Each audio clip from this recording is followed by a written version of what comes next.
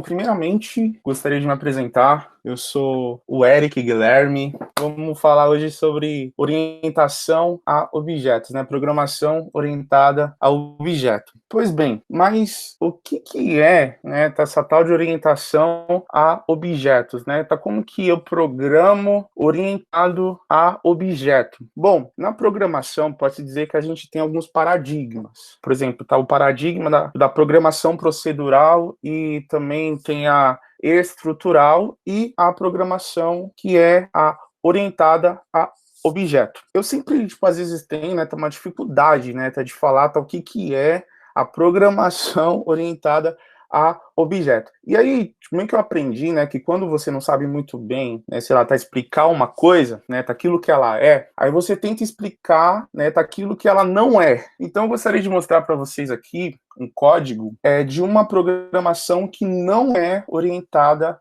a objeto. Aí eu acho que assim vocês vão gravar melhor esse conceito de que não é, tipo, aquilo que não é. Tá, então vou mostrar aqui para vocês o que não é uma programação orientada a objetos. Então, ó, tá, imagina comigo aqui tá essa classe, né? Tá uma classe chamada cadastro. E o que essa classe faz? Bom, ela está processando, né? Então, imagino que ela deve estar, né, processando aqui, né, sei lá, tá um cadastro, né, que recebe uma ação, um tipo, nome, CPF e o CNPJ. E aí aqui ela começa a fazer, deixa eu ver, vixe, um monte de coisa. Ela valida, né, o CPF, faz uma verificação, né, verifica CPF é válido,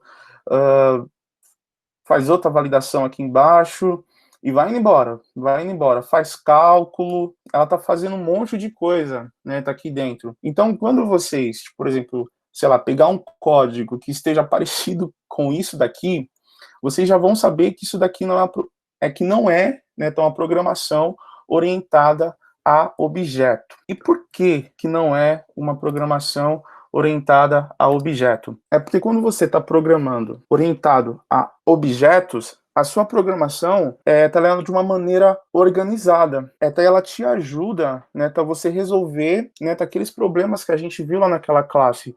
A gente não consegue definir, né, de fato, o que aquela classe faz, porque ela de fato não apenas está cadastrando, mas ela está fazendo um monte de coisa. E na programação, você consegue resolver esses problemas, né? É porque o seu código fica muito mais organizado, certo? E na programação orientada a objetos, a gente tem alguns princípios chaves, né? Então, eu separei alguns aqui hoje para a gente, né, bater um papo sobre eles, né? Talvez eu não consiga ir tão a fundo como eu gostaria, mas eu espero que hoje vocês saiam daqui sabendo pelo menos o mínimo de cada assunto desses aqui, que é classes e objetos, coesão, acoplamento e esse princípio aqui, né, de aberto e fechado, que é o Open Closed Principle, sobre DIP, encapsulamento, herança, princípio de substituição de Liskov, polimorfismo e abstração. Então hoje eu pretendo falar um pouco sobre cada um desses assuntos. E eu costumo dizer, porque esses princípios aqui, eles são base, sabe? Como se fosse meio que um firmamento ali da sua construção da sua casa, por exemplo. Vamos imaginar que você está construindo ali, né, sei lá, tá uma casa, e tá esses princípios aqui, tipo, cada um desses princípios é como se fosse, sei lá, tá uma coluna, né, tá uma sapata da sua casa. E se você não manjar bem, né, desses princípios, você não consegue construir muito a sua casa. Sabe aqueles cenários de casas que não consegue, fazer, sabe, vários andares, né, porque não tem, né, uma estrutura? Então, tá mais ou menos isso. Porque se você não manjar muito bem, né, dessas coisas, vai chegar um certo momento na sua carreira que você vai parar assim e pensar, putz, meu, o que eu tô fazendo da minha vida? Eu sei como que faz, mas eu não tô entendendo o que eu tô fazendo. Então, por isso que é muito importante você conhecer bem, né, esses princípios, para que então, de fato, você programe orientado a objeto da melhor forma possível. Então, esses princípios aqui são fundamentais. Bom, então vamos lá. Gostaria aqui de começar falando sobre classes e objetos. vou falar um pouquinho aqui sobre objetos primeiro, né? Então imagine comigo que você está lá na concessionária e você quer comprar um carro novo. Tá onde tá esse carro, tem as suas características, ele é verde, ele é 2.0, ele tem um motor X e ele toca música e, tipo, enfim, ele tem as suas características e tem as suas ações. Na programação, tipo, tá esse conceito que eu acabei de falar aqui, né? Tá nesse contexto, o carro seria o meu objeto. Por quê? Porque eu sei qual que é a cor, porque eu sei quais são as suas características e eu sei qual é as ações que esse carro tem. E o que que seria classe? Classe é como se fosse, sei lá, tá um modelo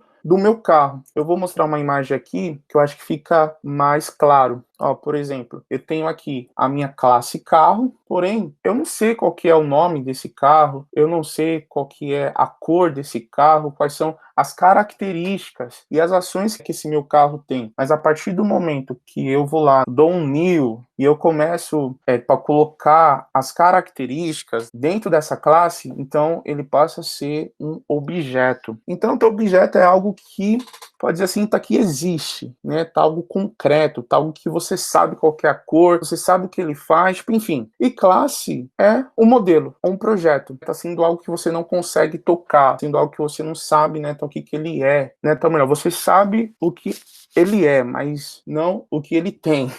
Pode dizer mais ou menos isso. Bom, agora eu gostaria de falar um pouquinho aqui sobre coesão, né? Como tem bastante assunto, eu vou ter que correr um pouquinho. Falar sobre coesão, mas, putz, meu, tá, o que que é coesão? Né, então, o que que significa coesão? Eu dei uma pesquisada no Google para saber, né, tá, o significado dessa palavra, né? Que às vezes a gente fala, meu, tipo, a sua classe precisa ser mais coesa, tá, não sei o quê. Mas o que que significa a palavra coesão, né, de fato? Bom, a coesão textual que eu vi lá no Google, né, tá lá no dicionário, significa que é a conexão linguística que permite a amarração das ideias dentro de um texto. Então, assim, então imagine um texto e que esse texto ele está amarrado em uma única ideia. Então, o que não seria um texto coeso, por exemplo, né? Então, imagine um texto que você pega lá para ler, aí o texto começa falando sobre tecnologia, aí de repente o texto muda e aí começa a falar sobre política, e aí de repente muda, começa a falar de futebol e começa a falar de viagem e tal. Assim, então o texto fala sobre várias coisas. Então, pode-se dizer que esse texto não está coeso. Por quê? Porque ele está falando sobre várias coisas dentro do texto. Tá, Eric, mas aqui a gente não está falando de texto, a gente está falando sobre programação. E as nossas classes, elas devem ser coesas, né, para que você de fato programe orientado a objetos, a sua classe precisa ser coesa. Então, o que seria uma classe coesa? Então, uma classe coesa é uma classe com uma única responsabilidade. É uma classe simples, é uma classe que não é complicada de se ler. Você consegue, né, entender, só de você bater o olho ali, ler a sua classe, aí você já consegue ver o que ela está fazendo. Não é igual aquele primeiro exemplo lá que eu mostrei para vocês, né? Tá de uma classe que está fazendo um monte de coisa, né? Ela valida, ela faz outra coisa, né? Envia, né? Também tá, sei lá, tá pro e-mail, faz cálculo. Bom, enfim, se a sua classe está fazendo muitas coisas, então isso significa que ela não é uma classe coesa. E as consequências de uma classe que não é coesa, você acaba tendo um código que é complicado, tá, um código que sempre está crescendo, onde tem as suas classes ali que é gigantesca e que é difícil de dar manutenção. Então você acaba sofrendo com isso. Bom, para não ficar só nas minhas palavras, eu gostaria de mostrar um exemplo aqui para vocês.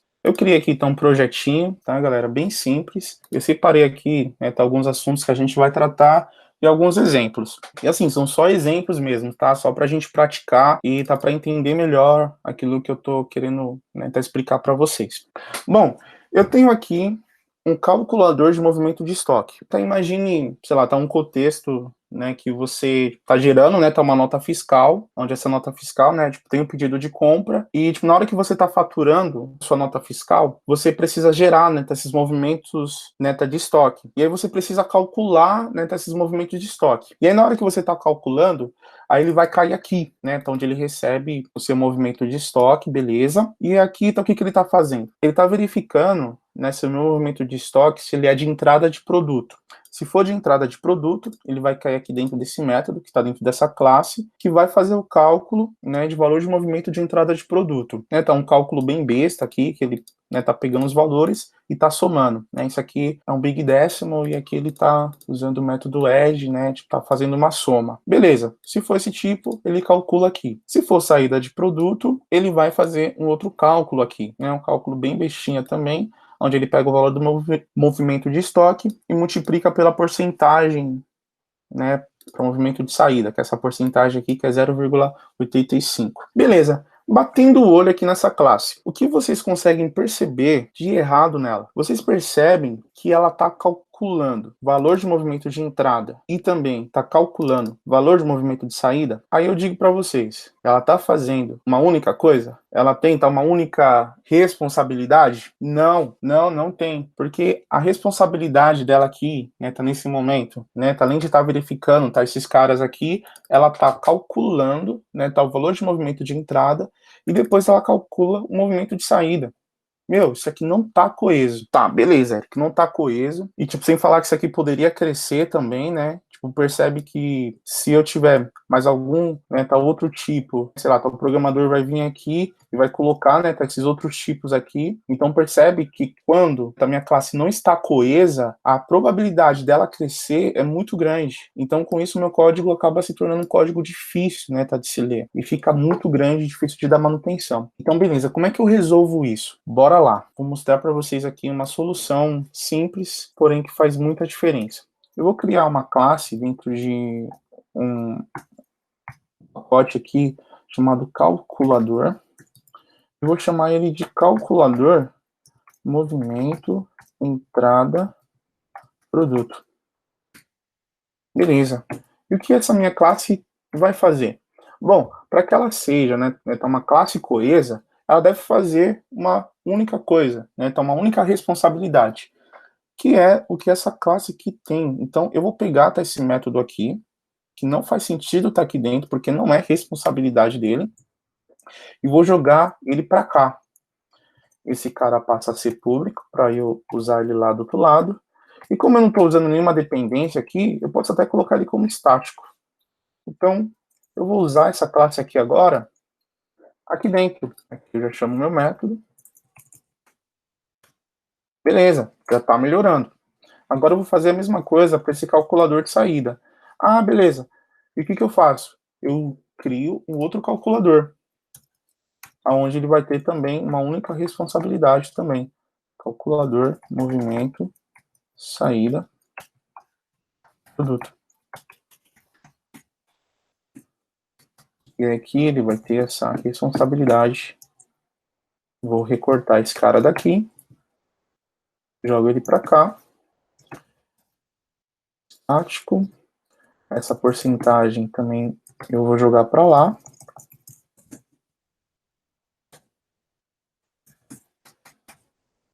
Beleza. Então eu tenho aqui agora meu calculador sendo chamado aqui.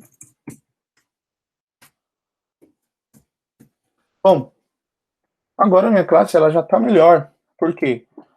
Porque a responsabilidade de calcular, né, o movimento de entrada e o movimento de saída não é mais responsabilidade dela. Então, percebe que as responsabilidades dessa classe, elas vão diminuindo, né? Diminui. A responsabilidade de calcular passa a ser desse calculador. Ele é responsável e percebe que ele tem essa única responsabilidade.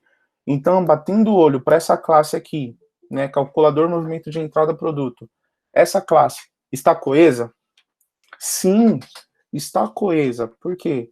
Ela tem uma única responsabilidade e mais aqueles outros detalhes lá que a gente viu, certo? Bom, agora vamos partir aqui para um outro princípio, que é o princípio do acoplamento. E aí, de novo, o que significa essa palavra acoplamento? Bom, o significado dessa palavra é conexão ou compatibilização de algum fato ou de alguma ação. E na programação, acoplamento significa quanto, né, então uma classe depende de outra classe para funcionar, certo? Bom, de novo, acoplamento significa o quanto uma classe depende de outra classe para funcionar, certo? Então, percebe que existe ali, né, tá uma conexão, né, tá de uma classe com a outra, né? Para que uma funcione, ela depende de outra e assim, né, por aí vai. E tipo, nessa apresentação aqui agora que eu vou falar sobre acoplamento, né, tá, a questão aqui não é dizer que eu não devo, por exemplo, ter essa conexão, sabe, tá, com as minhas classes. Eu não estou dizendo aqui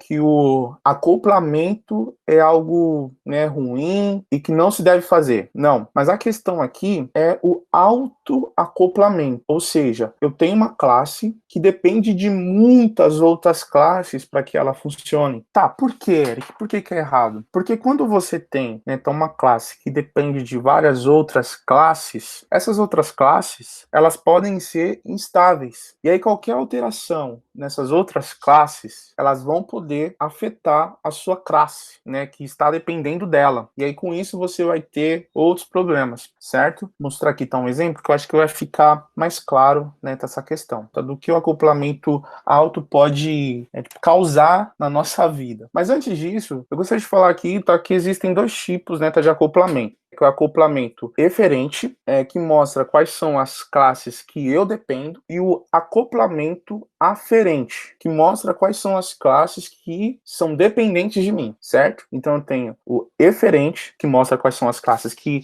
eu dependo, e o aferente, que mostra quais são as classes que dependem de mim, certo? Eu vou mostrar aqui para vocês agora um acoplamento eferente, onde a gente vai ver as classes que eu dependo, né? Como, por exemplo, agora de acoplamento.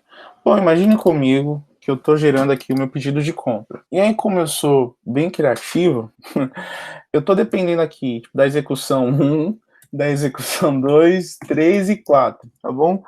Eu não consegui bolar alguns nomes, né? Algumas dependências que eu preciso na hora que eu gero o pedido. Na hora não veio nada, galera. Desculpem, mas, né, tá, imagine comigo que isso aqui fosse, sei lá, tá envio de e-mail, né, gerar movimento, ou qualquer coisa do tipo que venha na mente de vocês.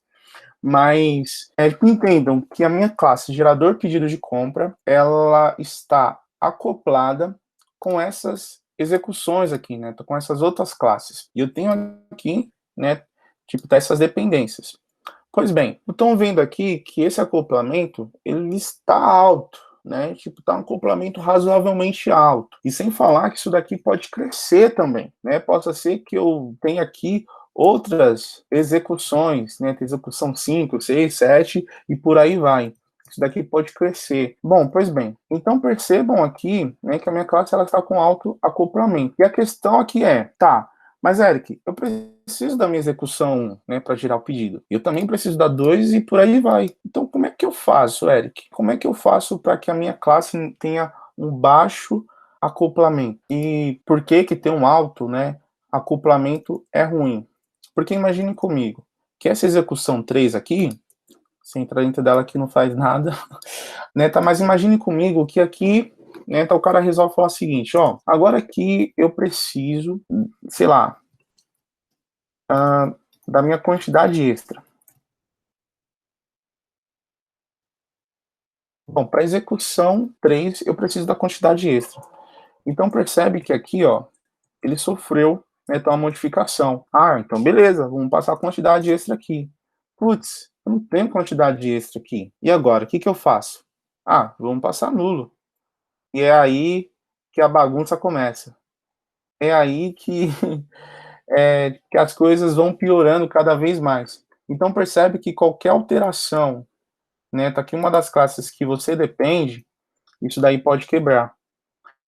Então tá, então percebam aqui que o meu problema é que a minha classe, que essas classes, né, que eu dependo, elas são instáveis. Então eu preciso fazer com que essas minhas classes se tornem estáveis. Beleza? Como é que eu faço isso? Bom, eu consigo fazer isso da seguinte forma.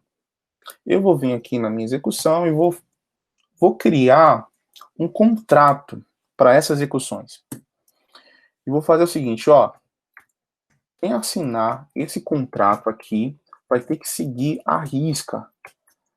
Se alguém mudar, todo mundo vai ter que mudar. Então vamos dar as mãos e todo mundo caminha junto. Então eu vou criar uma assinatura aqui para o meu contrato, que é essa interface aqui. Vou falar, quem implementar ela vai ter esse método execute aqui. E que recebe um pedido de compra. Nada de quantidade extra ou coisa do tipo. Então vamos lá. As minhas outras execuções aqui vão implementar a minha interface execução. Esse cara começa a ser override. E assim eu vou fazer com as outras também. Implemente execução. Beleza, todas elas aqui bonitinhas. Beleza.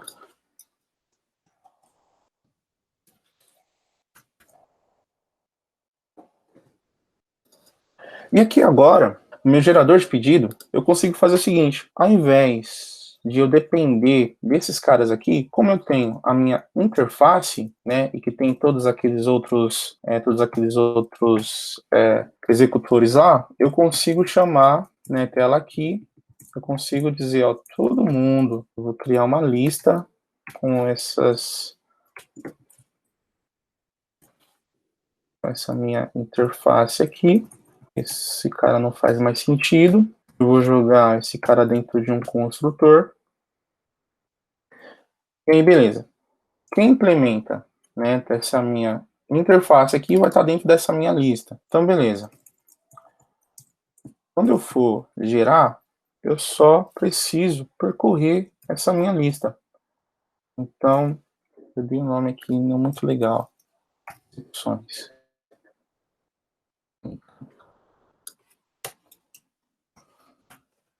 Pronto. Minhas execuções ali. Então, na hora que eu estou gerando meu pedido, é só eu chamar essas minhas execuções. Então, é só eu percorrer ela aqui, certo?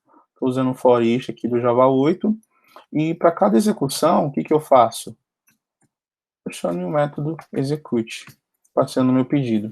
Então, percebe que aqui agora, ele vai passar por execução 1, execução 2, execução 3, execução 4. E eu estou aqui agora com, né, tá com acoplamento baixo. E quais são as chances de eu ter, né, uma alteração em uma dessas execuções aqui? São baixas. Por quê? Se um desses aqui, né, se algum engraçadinho vem aqui e falar assim, ó, agora eu preciso da quantidade extra.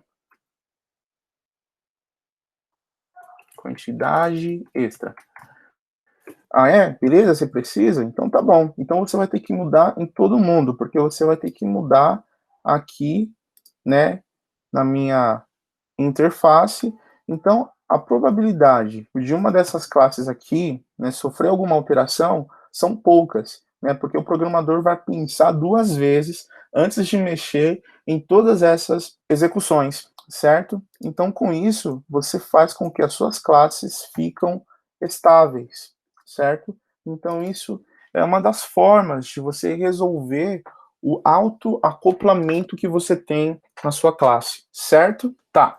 Então, beleza. Vamos passar aqui para outro princípio, que é o Open Closed Principle, e também vou falar um pouquinho do DIP, que é o Dependence Inversion Principle, né, que é o princípio de aberto e fechado e o princípio de inversão de dependência. Começar falando aqui sobre o princípio de aberto e fechado. Bom, tá, o que esse princípio fala? Bom, tá, ele vai falar que as suas classes, elas devem estar abertas para extensão e fechada para modificação. Basicamente, é isso que o princípio fala. Tem que estar aberta para extensão. Então, ou seja, eu consigo fazer com que a minha classe cresça, com que ela se estenda. meio que uma definição melhor seria essa, que ela se estenda. Porém, ela não pode ser modificada. Ela tem que estar fechada para que sofra modificação. Eu vou mostrar no código daqui a pouco, eu acho que isso vai ficar mais claro. E o DIP, que é o Dependency Inversion Principle, ele diz o seguinte, ele meio que vai te orientar a inverter as dependências. É que é mais ou menos nesse exemplo que a gente acabou de ver.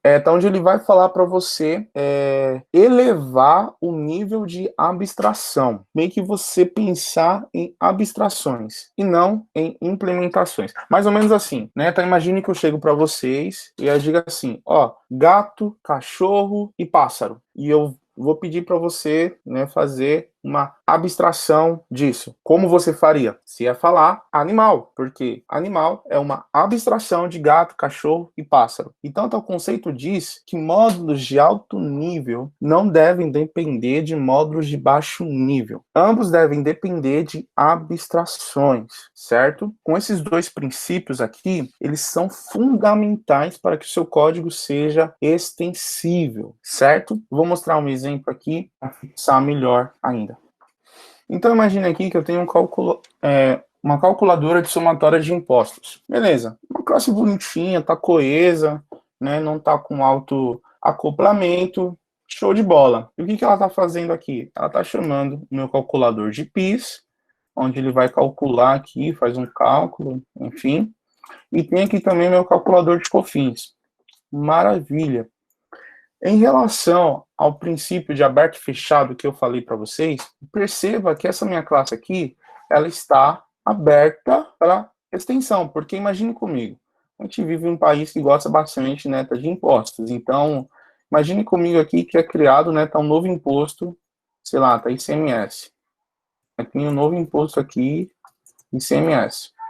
Beleza, então eu consigo incluir aqui. Então ela está aberta para que ela cresça. Eu vou colocando aqui, né, quantos impostos existirem no mundo. Mas percebam que eu estou modificando ela, né, porque, né, com isso vão surgir, né, outros calculadores aqui. Então, ela não está fechada para modificação. E o princípio diz que ela deve estar aberta para extensão e fechada para modificação. Então, como é que eu faço isso? Bom, eu consigo fazer isso da seguinte forma. Eu vou criar aqui, seguindo o mesmo raciocínio lá de programação orientada à interface, eu vou criar aqui dentro desse cara chamado calculadores, desse pacote chamado calculadores, eu vou criar uma interface aqui chamada calculador. Beleza. Onde esse calculador, ele vai ter um método que vai retornar para mim Big Decimal e vai receber uma nota fiscal.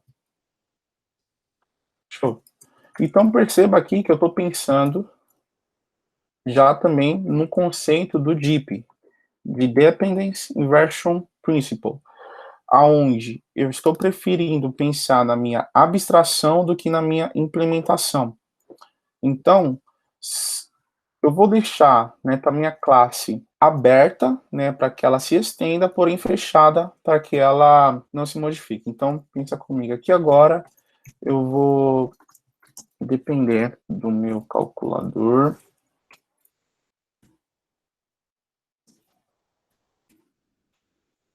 Certo? Ainda falta eu implementar ele aqui, né? Implements, calculador, beleza. Aqui é o override. Vou ter meu COFINS aqui também. Vai implementar essa minha interface. Override, beleza. Então agora todo mundo está com o meu calculador, certo? Aí aqui agora, tá, ao invés de eu receber esses meus calculadores de PIS e COFINS, eu só recebo aqui, tá? Eu vou construir esse cara, eu vou receber a minha interface, aonde ela pode ser, né, um calculador de PIS, pode ser um calculador de COFINS, e pode ser, né, qualquer outro calculador. Eu vou criar aqui então um teste para ficar mais fácil para a gente entender.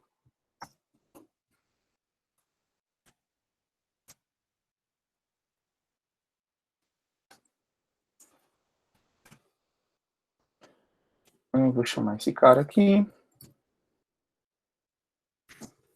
meu calculador de impostos, aonde ele vai receber aqui o meu calculador de COFINS. Show, beleza, percebe que ele não quebrou. Por quê? Porque aqui ele está recebendo uma abstração de um calculador.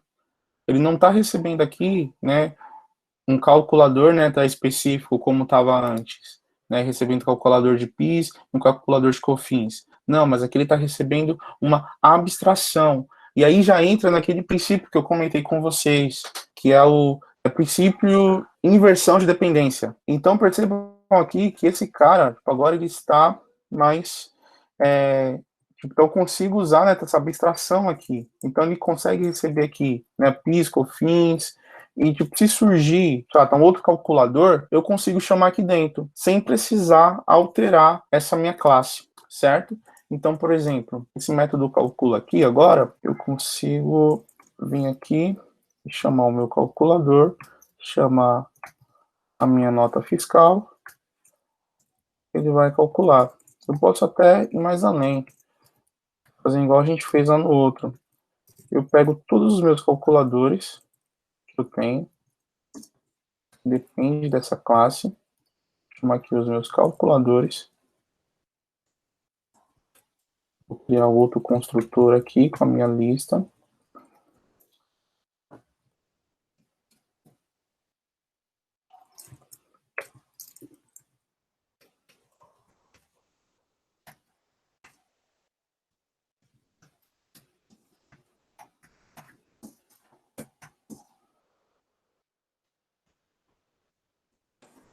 Não vou usar Java 8 aqui não. Não sei se vocês já estão aprendendo Java 8, mas o que eu estou fazendo aqui?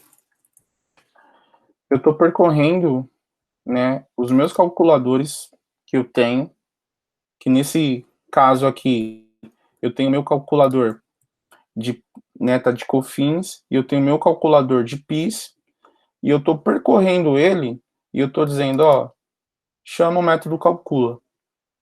Tá, beleza. Se surgir mais outro calculador, vamos criar aqui um outro calculador. Calculador CMS. E eu já vou implementar aqui a minha classe calculador. Ele vai pedir para implementar o meu método. Beleza. Aqui ele vai retornar, sei lá, um big décimo zero mesmo, só para exemplo. Então perceba que a minha classe, ela se estendeu, né? Porque aqui agora ela vai começar a chamar tanto o meu calculador de COFINS e o de PIS e agora o de ICMS. Então, ou seja, ela se estendeu e eu não precisei modificar ela. Então, a minha classe ela está seguindo o conceito de aberta para extensão e fechada para modificação. E sem falar também que aqui eu estou pensando em abstrações, que é tal princípio DIP, que ele diz isso, pensa em abstrações e não em implementações, que é essa inversão de dependências. Ele pede para você depender de abstrações e não de implementações. Se a gente for parar para pensar também, tipo aqui já entra, né, tá um outro conceito que eu já vou emendar aqui também, falar de polimorfismo. O que é polimorfismo? Polimorfismo, ele se deriva de duas palavras gregas. Não sei se eu vou escrever certo aqui, tá? Mas depois, qualquer coisa, vocês podem dar uma pesquisada aí e ver se é isso mesmo. Mas poli significa muitas e, não sei como que se escreve isso, acho que é assim, morfos, significa formas. Então, polimorfismo, né, tá o significado dele, é muitas formas, né? Polimorfismo basicamente é o quê? Né? Sei lá, então vou dar um exemplo aqui bem besta, porque me ajudou bastante, né, a entender isso. Né? Então imagine que você tem um carro, né, tá o objeto carro, e aí você tem um método lá que é tocar música. Porém você tem um carro A que ele toca música pelo MP3. E aí você tem um carro B que toca música, sei lá, tipo pelo CD. e aí tem outro carro que toca a música tá de outro jeito. Então, pode dizer que esse conceito, né, tá de polimorfismo, é mais ou menos isso. Você tem muitas formas de fazer algo, porém ele faz a mesma coisa, que é tocar música, porém de uma forma diferente. Então é mais ou menos esses calculadores aqui. Então a gente percebe que todos eles retornam aqui, né, tá um big décimo para mim. O calculador de cofins retorna o big décimo. Aqui também. Todos eles vão retornar para mim um valor, né, tá um imposto. Porém, cada um deles tem uma forma diferente de fazer isso. Então, polimorfismo, mas basicamente é isso daí. Então, só revisando aqui, né, tá, o que a gente acabou de ver, a gente viu sobre classes e objetos, sobre coesão, acoplamento, né, tá o princípio de aberto e fechado, e esse princípio aí de Dependence Inversion Principle. E também a gente acabou de comentar aqui agora sobre o polimorfismo. E assim, pessoal, voltando àquele assunto que eu falei lá da casa, né, tá que agora vocês estão construindo aí, pode dizer assim, tá que o fundamento da casa de vocês. Então, mano, invistam o máximo que vocês puderem nessa fundação, né, classes, objetos, coesão, entenda muito bem sobre cada um desses conceitos aqui, e treinem, isso vai fazer muita diferença. Vou falar aqui rapidinho sobre encapsulamento, e aí a gente já encerra. Não, tem só mais um slide só, e eu já encerro. Encapsular nada mais é do que você esconder os detalhes da implementação dentro de uma classe. Basicamente é isso, é você esconder, meio que muquear, né, a implementação dentro de uma classe. Dessa forma, as classes que farão uso dela não saberão como ela funciona. Tá em outras definições, diz o seguinte: quando eu escondo a função do meu método, isso significa que a minha classe, né, está encapsulada. Bom, então como que eu sei que o meu método está encapsulado? Eu vou ensinar aqui então um macete para vocês que às vezes eu uso e me ajuda bastante. Bom, para você saber se o seu código está bem encapsulado, você faz a seguinte pergunta, né? São duas perguntas que você tem que fazer. E a primeira é: o que o método faz? Se vocês souberem, né, responder o que ele faz, beleza, ok, até aí tudo bem. Mas aí se você fizer a segunda pergunta de como ele faz, e se você souber, né, responder isso significa que o seu código não está bem encapsulado, porque você não deve saber como ele faz. Você tem que saber o que ele faz, mas como você não deve saber. Aqui entra também uma questão do livro Clean Code, código limpo, que o nome do seu método tem que ser bem explícito. Tipo, só de ler você já tem que saber, né, o que o código faz. Mas no princípio de encapsulamento você não pode saber como ele faz. Se você souber isso, tem um termo que se chama intimidade inapropriada. É o tipo daquelas pessoas que quer saber muito da sua vida. Sabe, aquelas pessoas assim que ficam te perguntando muita coisa? Então, tá mais ou menos isso. As outras classes não devem saber, porque, aí já é uma intimidade inapropriada, velho. Desculpa, é o meu atributo, sou eu que, né, defino aqui. Tem até um outro conceito também que diz tell, don't ask. Ou seja, chame, não pergunte. Porque se perguntar, isso significa que a outra classe está sabendo muito de você. E aí é uma intimidade inapropriada, tá bom? Eu vou mostrar aqui um exemplo bem rápido, só a nível de conhecimento mesmo, para a gente fixar isso mais na nossa mente. Em relação ao encapsulamento, então imagine aqui comigo, para uma classe que vai gerar duplicatas, ela percorre aqui as contas e aí gera as duplicatas. Aqui ela faz uma validaçãozinha, né, que é meio que uma atualização, né, de status da minha fatura. Se o valor da minha fatura for maior que zero, ela seta o status aqui como pago. Caso contrário, ela seta aqui como não pago. Levando em conta tudo isso que eu acabei de falar aqui agora sobre encapsulamento, percebem aqui que está existindo aqui uma intimidade inapropriada. Por quê? Eu estou dentro da minha classe gerador de duplicata e a minha fatura está... não, desculpa. E dentro dessa classe, ele está perguntando para minha fatura se o valor dela é maior que zero. Que ousada essa classe. Ela está querendo ter uma intimidade aqui que ela não deve ter, entende? Para entrar também naquilo. Diga, não pergunte. Esse trecho aqui de código não está encapsulado. Beleza, então como que eu resolvo isso? Vamos lá. Eu posso vir aqui dentro da minha classe, fatura, eu digo o seguinte, ó, atualiza sei lá, pagamento, ou algo do tipo. Então perceba que a partir do momento que eu estou criando aqui para esse método, eu posso jogar todo esse trecho aqui para cá, por quê? Porque não é obrigação da gerador de duplicatas a pagar saber se o valor é maior que zero. Isso aqui é obrigação da fatura. E aí entra também naquele conceito que a gente aprendeu de coesão, né? Porque ele está gerando duplicata, né? Está verificando, né, valor, está atualizando o pagamento, não deve fazer isso. Então eu posso vir aqui e olha só que beleza. Eu vou gerar minha duplicata, depois eu vou atualizar, né, tá o pagamento aqui. E eu estou chamando, não estou perguntando para minha fatura qual que é o valor dela. Aqui eu sei o que ela está fazendo, que ela está atualizando o pagamento. Porém, eu não faço ideia como que ela está fazendo, né? Para saber, aí eu teria que entrar aqui dentro do método, tá, e tudo mais. Então são aquelas duas perguntas. Se eu souber responder o que ela faz, show, beleza. Mas como ela faz, se eu não souber, maravilha, tá encapsulado. Aqui eu posso até melhorar ainda mais.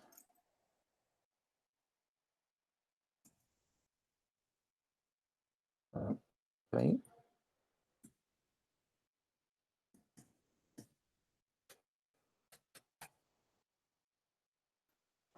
Fica mais bonitinho, né? Bom, beleza. Então, ela está atualizando o pagamento aqui. E olha só, também tem uma outra questão também, a gente vai ver isso lá no Clean Code também, que ele fala sobre a lei de Demeter, que ele vai falar o seguinte, quando A chama o método B, e o método B chama o método C, e depois o método C chama, né, o método D, para então fazer a ação que você deseja, isso aqui está errado. Você está desrespeitando a lei de Demeter. Por quê? Porque você está tendo, tipo, meio que para você fazer a sua ação, percebe que D conhece C, C começa a conhecer B, e então B começa a conhecer A, e tudo que você queria, né, para executar uma ação que está dentro de D. Então, percebe que aqui eu, né, não estou nesse nível, mas, né, então imagine que, por exemplo, para pegar minha duplicata, eu tivesse que ir na minha get parcela, por exemplo.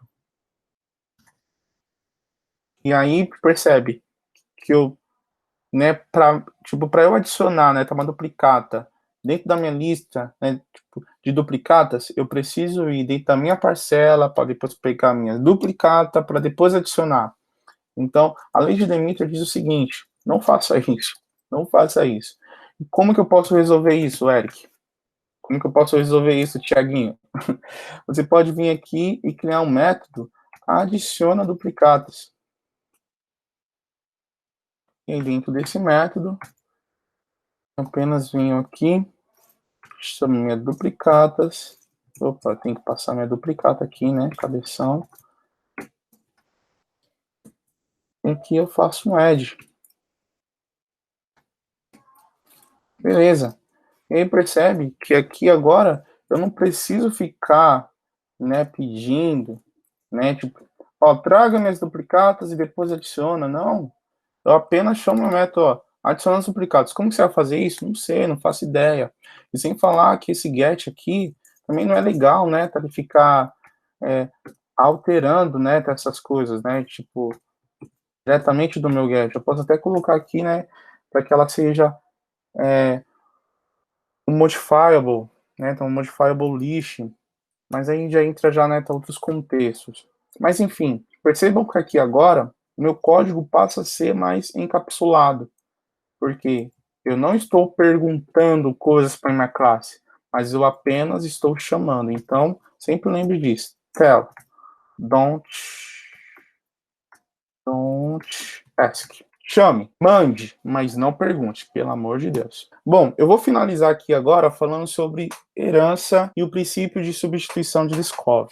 Bom, começando aqui com herança, bem que o significado, né, também que vocês já devem saber, né, que é uma ação de herdar ou de adquirir por sucessão. Mas só que, então, né, de herança, a gente tem que pensar bem antes de usar ela. E é exatamente isso que o princípio, né, de substituição de Liskov ele vai dizer. Por quê? Porque assim, quando você, né, tipo, está herdando, sei lá, tá de uma classe, então o princípio ele vai dizer o seguinte: nunca aperte uma pré-condição e nunca afrouxe uma pós-condição. Bom, né, então eu vou tentar explicar melhor aqui. Então imagine que você tem uma classe pi, onde a sua classe pi, ela pode receber números de 1 a 100. Porém o filho, tá aqui herdou, sei lá, tá o método, né, tá dessa classe pi, ele vai lá e sobrescreve, tá esse método, aonde ele vai começar a receber números de 1 a 50. Então, ou seja, eu apertei a pré-condição da minha classe. Então perceba, tá aqui nesse exemplo, eu estou apertando a minha pré-condição, porque no caso, né, tá o meu filho, ele é mais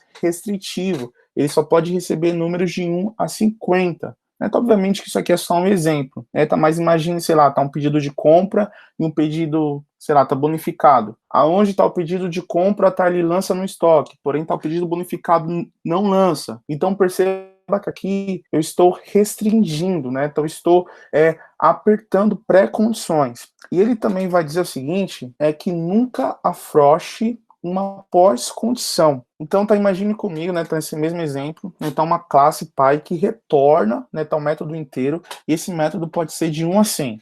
Porém, vem o filho desobediente e ele sobrescreve, né, tá esse método, e ele diz assim, não, de 1 a 100 nada, é de 1 a 200. Então, ele afrouxou. Então, nesse exemplo, eu estou afrouxando a minha pós-condição, porque eu estou deixando ela mais aberta, dizendo que ela pode retornar números de 1 a 200. E aí, quem usa, né, tá, esse pi, tanto na pré-condição quanto na pós-condição, vai começar a quebrar. E aí vai pensar que ele vai receber, né, tá, uma quantidade de, sei lá, de 1 a 100 ou de, né, tá, de 1 a 50, aí ele começa, né, tá, a receber ou a retornar, né, de 1 a 100 ou de 1 a 200, então isso vai quebrar. Então, bom, tá, a ideia desse princípio tá diz o seguinte: antes de você usar a herança, pense bem. E se for usar, use de maneira decente. Por quê? Porque você deve pensar bem nas pré-condições das suas classes, tanto na pai quanto na dos filhos, e também pensar nas pós-condições. Então, antes de sair metendo lá, né, extend lá, tipo, cria, tal, e tudo mais, pense bem, né, antes de fazer isso. Não é só porque na minha classe vai ter um método, ou então, sei lá, tá algum atributo que é igual ao outro, que eu preciso herdar. Não necessariamente isso, tá bom? Então, a ideia desse princípio é você pensar muito bem nisso. E aí, então, esse princípio ele vai dizer o seguinte: em vez de você usar herança, use composição, certo? Use uma composição, né? Também que uma comparação, né, para você saber quando você usa um e quando você usa o outro. Tá, para usar a herança, você deve se perguntar: por exemplo, cachorro é um animal? Então beleza, faz sentido eu usar herança, onde animal você pai e tal, enfim. Agora, para usar composição, aí você deve se perguntar: tem um? Então, por exemplo, tá, imagine que sistema tipo, por exemplo, o sistema tem produto? Tem. Então, eu uso composição, ao invés de usar herança, certo?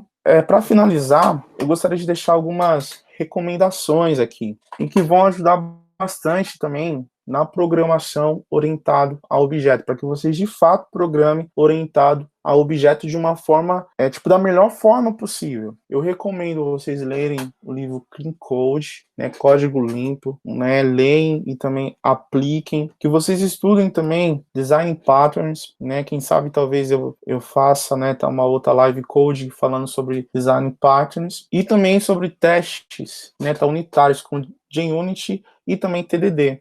É isso, muito obrigado.